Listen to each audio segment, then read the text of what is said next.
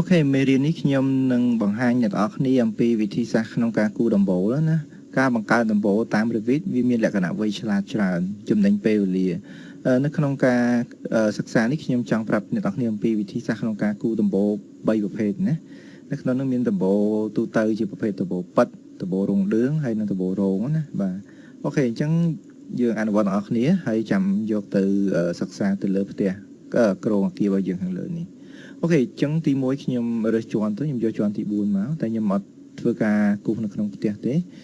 ខ្ញុំអាចធ្វើនៅខាងក្រៅវិញណាអញ្ចឹងយើងរើសជាប្រភេទ roof មក roof by footprint ដំបូងគេណា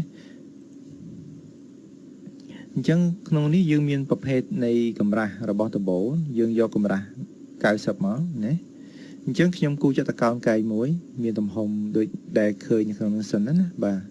រួចខ្ញុំអត់ទាន់ finish ទេខ្ញុំ double click មកមើលក្នុង 3D អ្នកទាំងអស់គ្នាមកមើលមួយខ្ញុំទាំងអស់គ្នាត្រង់នេះមុំទាំង4ហ្នឹងយើងឃើញ slab សំទោសខ្សែបន្ទាត់កាឈូទាំង4ហ្នឹងមានជាប់ជាមួយនឹងមុំហើយមុំហ្នឹងបង្ហាញថា30 degree នៅពេលដែលយើង tick finish វាคล้ายទៅជាដបូលប៉ាត់ភ្លាមហេតុអ្វី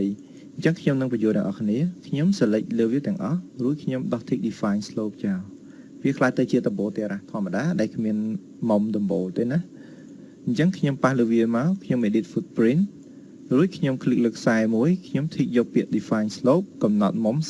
30ពេលដែលខ្ញុំ tick finish មុំវានឹងមានងាក30 degree ធៀបជាមួយ horizontal line horizontal plane ណាបាទអញ្ចឹងបើសិនបើយើង edit លើ footprint នឹងឡើងវិញហើយយើងកំណត់នៅ slope 30 degree ដូចគ្នាយើង tick finish វាខ្លាយទៅជារងណា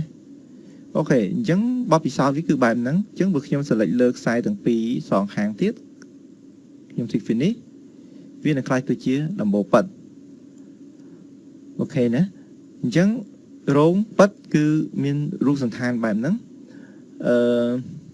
មួយទៀតប្រសិនបើយើងចង់បានហៅជាងនៅមុខយើងច្បាស់ជាដោះ tick មុំតែមិនមែនវាយសូនទេណាយើងដោះអត់ប្រើហ្មងពេលនេះយើងអាចបានហៅជាងហើយកន្លែងនេះយើងប្រើ wall គូធម្មតាទេណាអត់ពិបាកទេអូខេអញ្ចឹងខ្ញុំត្រឡប់មកកាន់ដំបូលប៉ិតវិញហើយខ្ញុំនឹងប្រាប់អ្នកនរគ្នាអំពីប្រភេទដំបូលទី3គឺជាប្រភេទដំបូលរងឌឿងខ្ញុំចូលទៅប្លង់បញ្ឈរវិញខ្ញុំបង្កើត level ថ្មីមួយទៀតជាប្រភេទ level cut off សម្រាប់ create ណាយើងអាចគួរឲ្យដល់ចុងនេះក៏បានដែរអត់បញ្ហាទេប៉ុន្តែ rename វាកុំឲ្យជាន់ជាមួយនឹងជាន់យើងណា cut off ហើយយើងដាក់ពោះវាដាក់លេខកុដទៅស្រួលមើល800អញ្ចឹងទៅណាអញ្ចឹងខ្ញុំមក CD ឬក៏ខ្ញុំធ្វើនឹង 2D អ្នកនរគ្នាមើលចេះងាយស្រួលជាងណាខ្លាចវែងឆ្ងាយអ្នកនរគ្នាឃើញខ្សែ cut off ហ្នឹងរត់កាត់ដបូលរបស់យើងណាយើងអាចប៉ះដបូលមកយើងចុចពាក្យ cut off level រួចយកពាក្យថា cut off អញ្ចឹងវានឹងកាត់សាច់ដបូលធំហ្នឹងនៅក្នុង 3D ដូចគ្នាដែរទោះជាយើងអត់មាន 2D មើលយើងក៏ប៉ះលើដបូលហ្នឹងយើងយក cut off វាកាត់ឲ្យអូតូម៉ាទិកដូចគ្នាអញ្ចឹងណាហើយយើងបានរងដបូលខាងក្រោមហ្នឹងនៅសល់តែដបូលមួយទៀតនៅខាងលើនេះអញ្ចឹងយើងចូលទៅជាន់ cut off ទាំងអស់គ្នានេះយើងឃើញ hole មួយធំប៉ុណ្នេះណាយើងបន្តយក roof មកគូទៀតមកណាតមកទៀតខ្ញុំយកចតកោណកែងគូធំហ្នឹងយើង lock ផងមូលហេតុបើសិនបើយើងអត់ lock ទេនៅពេលដែលដបូលខាងក្រោមវាធំវារីកទៅតែខ្លួនឯងអូខេទី2បើយើងយកមុំដបូលសងខាងនេះវានឹងខ្លាយទៅជាដបូលប៉ិតអញ្ចឹងអត់ត្រូវណាយើងត្រូវដោះ tick កន្លែងហ្នឹងចោលយើងទុកតែ slope នៃសងខាងនេះបានហើយអញ្ចឹង finish មកត្រឡប់មកមើល CD ឡើងវិញនេះយើងអាចទាញឆៅចេះក៏បានឬក៏យើងកំណត់មុំនៅខាងស្ដាំឧទាហរណ៍ថា70 degree អូខេបានដូចគ្នាឬក៏ធំ55ទេ easy ណាអ្នកនរគ្នាងាយស្រួលមែនតើ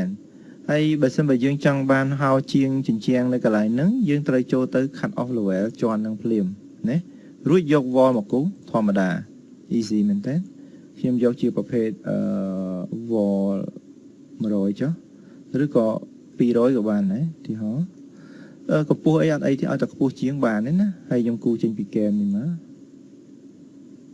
ខ្ញុំ recommend ណាបើអាចបានគួរដកឃ្លាបន្តិចណាចេញពីសាច់ហ្នឹងណាហ្នឹងហើយតិចប៉ុណ្ណេះ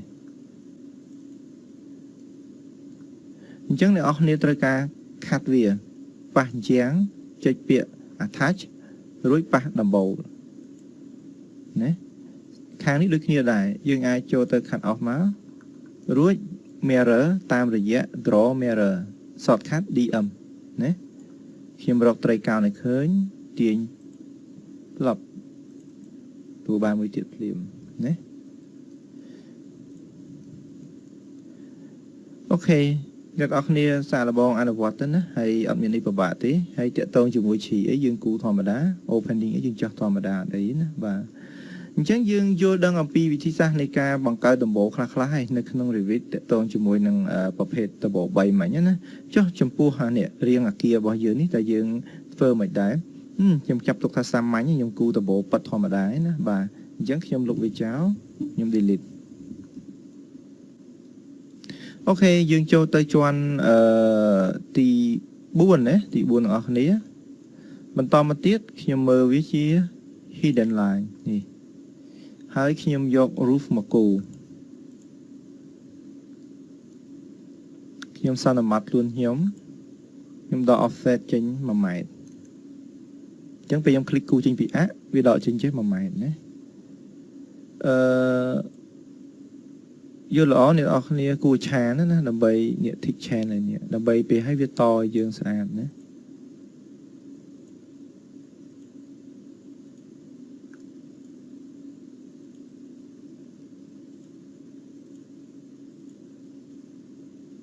អ្នកនេះពេលគូត្រូវយកចិត្តទុកដាក់រឿង snap រឿងអីណានេះដោយសារខ្ញុំអនុវត្ត preview ឲ្យមើលទេណា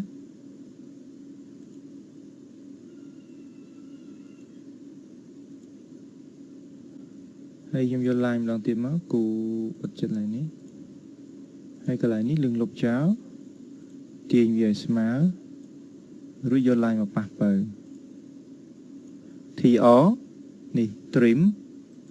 click ខ្សែក្រៅណាយើងត្រូវត្រួតពិនិត្យជុំវិញហ្នឹងបើថារួចរាល់អស់ហើយដូចខាងនេះវាមិនតាន់រួចរាល់ទេយើងទាញវែងតិចទៅណា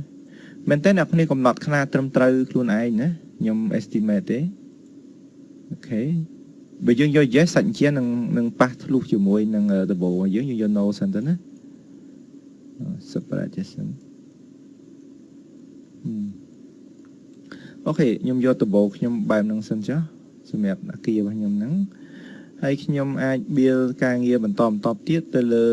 ដំបូលរបស់ខ្ញុំដូចជាឈីប៉តជំវិញនឹងផ្លូវសម្រាប់តទឹកហូរតាមតទឹកអីចឹងណាបាទអូខេបាទអ្នកនរអាចអនុវត្តហើយយើងនឹងជួបគ្នានៅមេរៀនតាក់ទងនឹងដំបូលនៅក្នុងផាតបន្តទៀតបាទអរគុណ